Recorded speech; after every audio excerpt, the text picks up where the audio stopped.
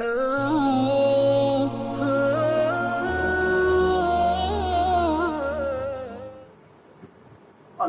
لله نحمده ونستعينه ونستغفره ونؤمن به ونتوكل عليه ونعوذ بالله من شرور أنفسنا ومن سيئات أعمالنا من يهده الله فلا مضل له ومن يضلل فلا هادي له ونشهد أن لا إله إلا الله وحده لا شريك له ونشهد أن محمدا عبده ورسوله أما بعد فأعوذ بالله من الشيطان الرجيم بسم الله الرحمن الرحيم يا أيها الذين آمنوا كتب عليكم الصيام كما كتب على الذين من قبلكم لعلكم تتقون وقال تعالى فمن شهد منكم الشهر فليصم وقال النبي صلى الله عليه وسلم من صام رمضان إيمانا واحتسابا غفر له ما تقدم من ذنبه أو كما قال صلى الله عليه وسلم.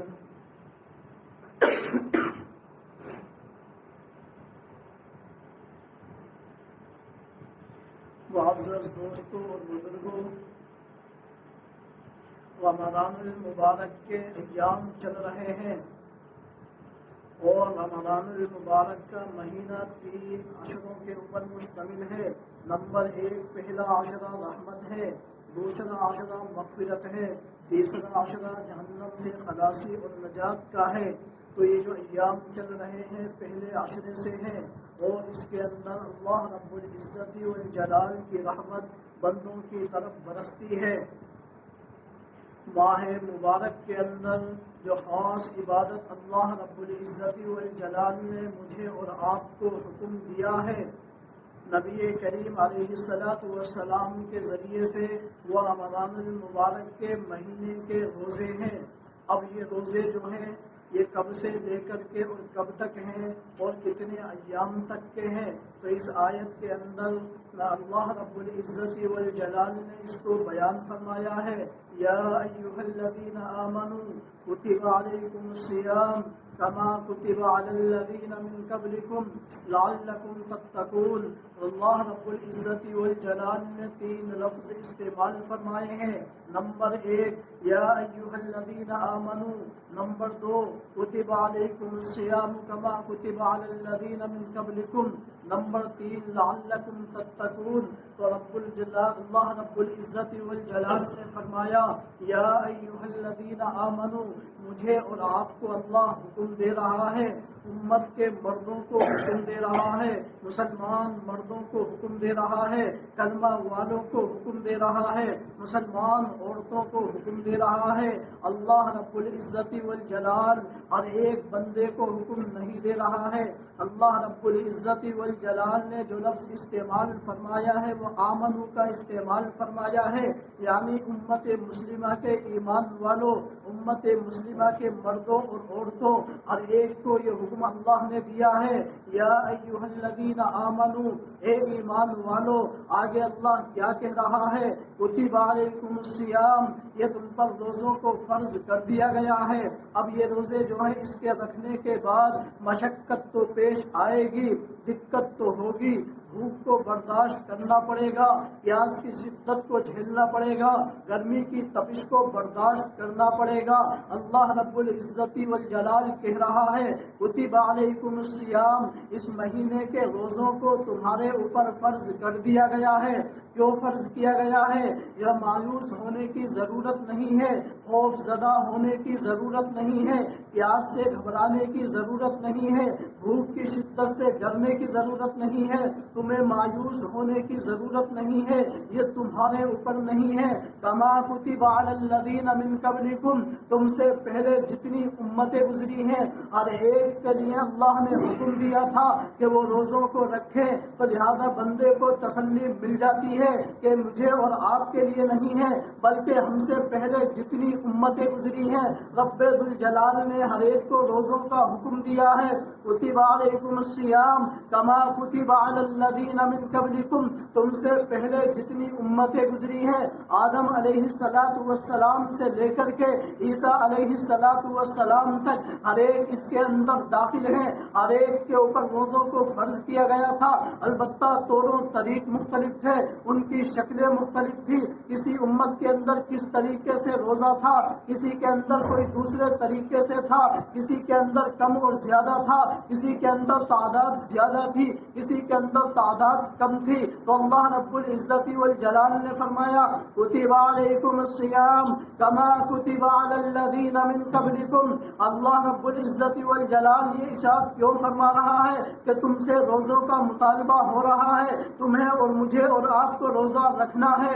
اس کی وجہ کیا ہے؟ اللہ رب العزت والجلال نے اس کی علت کو بھی بیان فرمایا ہے، اس کے سبب کو بھی بیان فرمایا ہے، اس کی وجہ کو واضح کر دیا ہے۔ لعلکم تتقون، تاکہ تم متقی بن جاؤ، تمہارے اندر اللہ کا خوف آ جائے، اللہ کا ڈر بیٹھ جائے، تمہارے اندر خشیت پیدا ہو جائے۔ جو 11 مہینے تم نے گناہ کیے تھے، 11 مہینے تم نے جھوٹ بولا تھا، 11 مہینوں تک چگلیاں کی تھی، 11 مہینوں تک دھوکہ دھڑی کی تھی، کاروبار کے اندر 2 نمبری کی تھی، جو کچھ تم نے کیا تھا، اس کے ذریعے سے روزہ رکھنے کے بعد لعلکم تتقون، تم متقی بن جاؤ، تم جھوٹ کو چھوڑ دو، غیبت کو چھوڑ دو، چگلی کو چھوڑ دو، کیا ہے دھوکہ دھڑی کو چھوڑ دو، اچھے طریقے سے اسلام کے اوپر آ جاؤ۔ جب تم اللہ کے مقرب بندے بن جاؤ گے، تمہارے اندر تقویٰ آ جائے گا، تمہارے اندر پرہیزگاری آ جائے گی، رب کا خوف تمہارے دلوں کے اندر پیوست ہو جائے گا،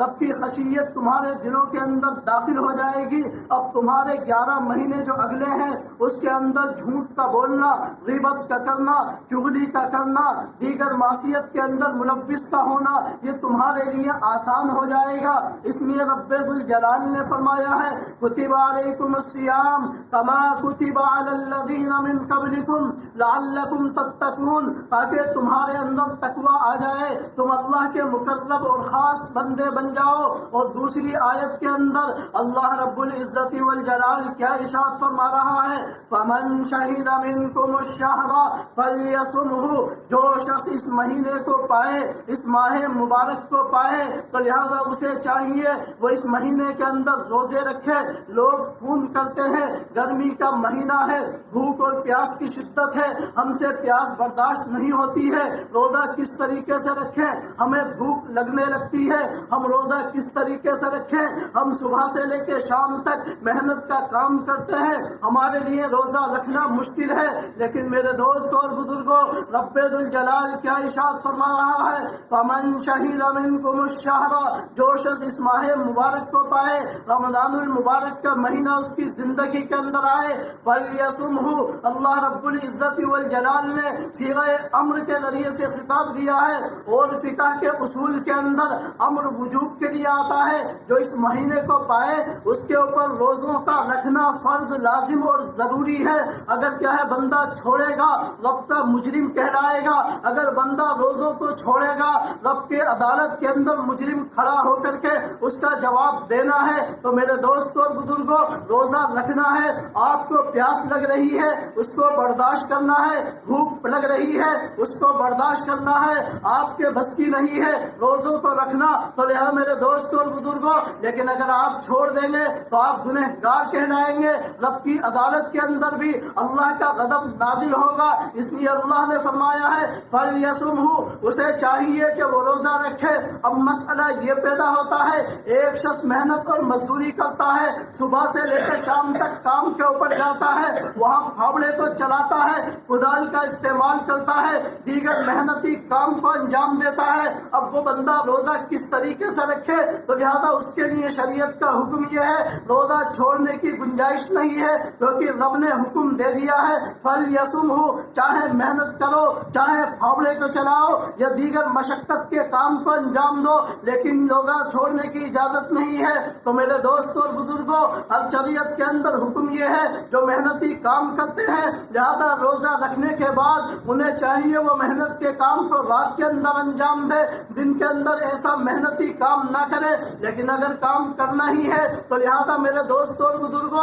ان لوگوں کو چاہیے وہ 1 مہینے کے لیے چھٹی لے لے، 1 مہینے کے اندر آرام کرے، لیکن رب کے حکم کو بجا لائیں، روزہ چھوڑیں گے گنہگار کہلائیں گے۔ اور روزہ چھوڑنا اتنا بڑا جرم ہے، اتنا بڑا جرم ہے کہ اس کا اندازہ آپ نہیں لگا سکتے۔ غیر رمضان کے اندر ماہ مبارک کے 1 روزہ چھوڑنے کے بعد اگر اس کی قضا کی جائے، آپ پوری زندگی روزہ رکھتے رہیے، پورے سال روزہ رکھیے، لیکن جو رمضان المبارک کے مہینے کے اندر روزہ رکھنے کا رب کی طرف سے ثواب ہے وہ پورا نہیں ہو سکتا۔ پوری زندگی روزہ رکھیں، پورے سال روزہ رکھیں، رمضان کے روزے کا چھوڑنے کا بدل نہیں ہو سکتا ہے۔ اس لیے رب الجلال نے فرمایا ہے فَمَن شَهِدَ مِنكُمُ الشَّهْرَ فَلْيَصُمْهُ، اسے چاہیے کہ وہ روزہ رکھے، روزے کی مشقت کو برداشت کرے۔ رمضان کے معنی جھلسنے کے آتے ہیں۔ جب رمضان المبارک کا مہینہ آتا ہے اور بندہ روزوں کو رکھتا ہے،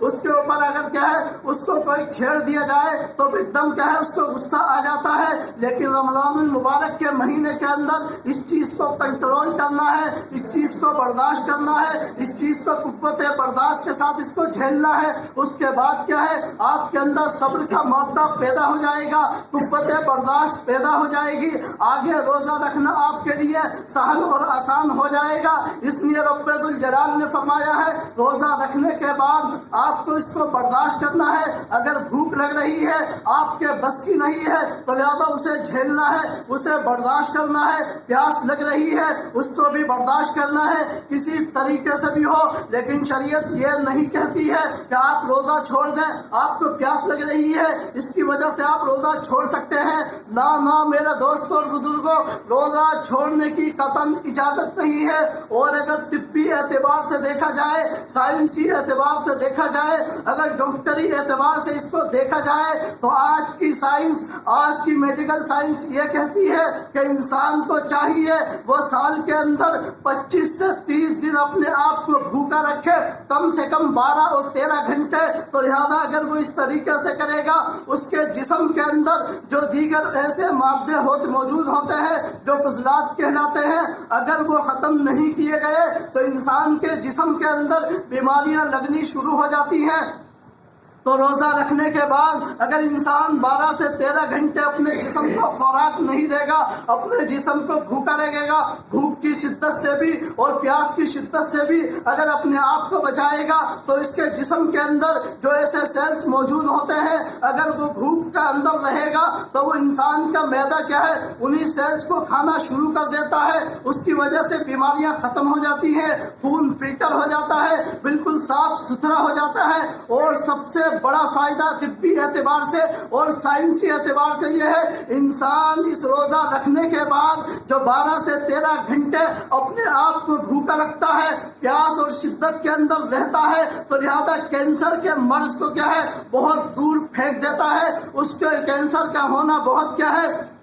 بعید ہوتا ہے، بہت دور ہے۔ لیکن اگر کیا ہے وہ اس طریقے سے کھاتا رہے گا تو لہذا میڈیکل سائنس یہ کہتی ہے اس شخص کو کینسر ہونے کے زیادہ چانسز ہیں، تو لہذا اس کو کینسر ہو سکتا ہے۔ لیکن اگر میں آپ کو بھوکا رکھے گا تو وہ کینسر کے امراض سے اپنے آپ کو بچا لے گا، دیگر کیا ہے برائیوں سے بچا لے گا اور دیگر امراض سے بھی بچا لے گا۔ اور میرے دوستوں اور بزرگوں، رمضان المبارک کے مہینے کے اندر جو ہم کیا ہے دیگر ایسی چیزوں کو استعمال کرتے ہیں تو لہذا اس کی وجہ سے کیا ہے ہمارے خون کے اندر انفیکشن ہونا شروع ہو جاتا ہے، جس سے کیا ہے ہماری باڈی اور کیا ہے جسم کے اندر کیا ہے بیماریاں لگنی شروع ہو جاتی ہیں۔ تو اللہ رب العزت والجلال نے کیا ہے کھجور کے بارے میں ارشاد فرمایا ہے، نبی کریم نے ارشاد فرمایا ہے یہ کھجور انبیاء کی سنت ہے، یہ کھجور انبیاء کی خوراک ہے، تو لہذا اس کو اپنے جسم کا اور اپنے بدن کا اور اپنی خوراک کا کیا ہے لازمی حصہ بنا لیا جائے۔ کھجور ایک ایسی خوراک ہے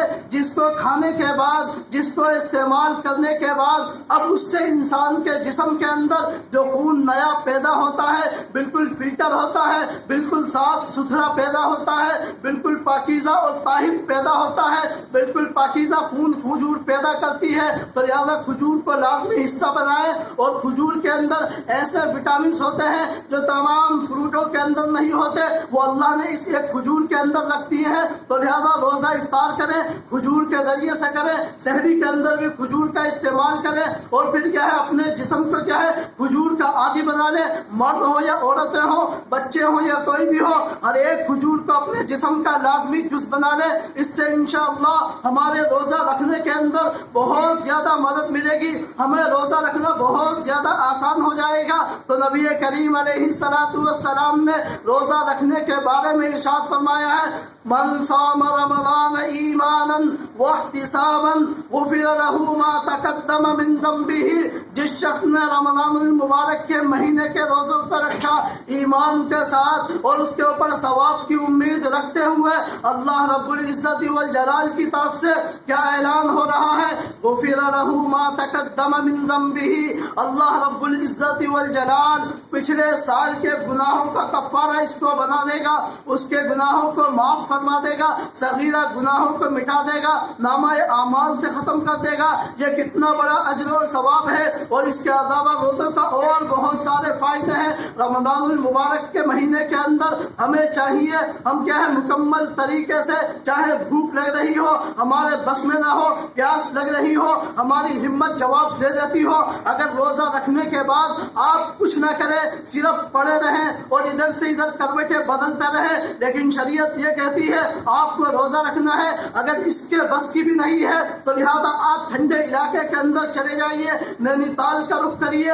منالی کا رخ کریے یا شملہ کے اندر جائیے، لیکن روزہ ضرور رکھیے، کیونکہ قرآن کیا کہتا ہے، فَمَن شَهِدَ مِنْكُمُ الشَّهْرَ فَلْيَصُمْهُ، جس شخص نے اس ماہ مبارک کو پایا اس کے لیے قطعاً گنجائش نہیں ہے، شریعت اجازت نہیں دیتی ہے کہ وہ روزے کو چھوڑے۔ آپ کو ٹھنڈے علاقے کے اندر جانا ہے لیکن روزوں کو رکھنا ہے، روزوں کو چھوڑنا نہیں ہے۔ ایک مہینے کے اندر آپ ہمارے علاقے نینی تال کے اندر چلے جائیے، وہاں موسم ٹھنڈا رہتا ہے، آپ وہاں جا کر کے گزاریے، لیکن روزہ مت چھوڑیے، روزوں کو رکھیے۔ روزہ رکھنے کے اندر اتنا بڑا ثواب ہے، اتنا بڑا اجر ہے۔ ایک روایت کے اندر نبی کریم نے ارشاد فرمایا ہے، وَأَنَا أُجْزَى بِهِ، روزے کا بدلہ میں خود اس کو ہوتا ہوں۔ بندے کو روزہ رکھنے کے بعد جس کو اللہ مل جائے اس سے بڑا انعام کیا ہو سکتا ہے؟ تو روزہ بہت بڑی عبادت ہے، اس کا ثواب بھی اتنا ہی بڑا ہے، تو لہذا ہمیں چاہیے ہم ہر حالت کے اندر روزہ رکھیں۔ سر میں درد ہو